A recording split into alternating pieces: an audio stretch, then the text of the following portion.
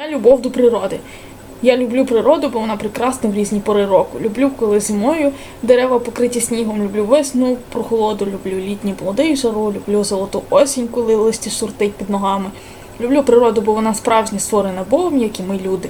Жаль, що люди люблять штучні речі, жаль, що я народилася ще штучних технологій.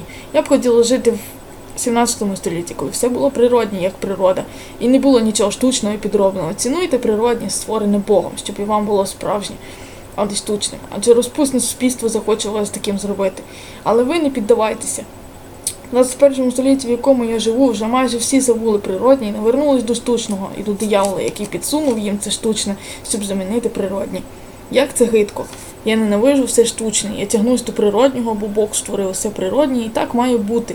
Не буде нічого фальшивого, коли прийде його царство.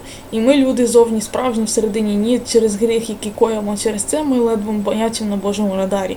Остерігайте, щоб вас не постигла така жучість, щоб Бог не відрікся від вас, адже немає нічого гіршого у світі, ніж бути відлученим від Бога.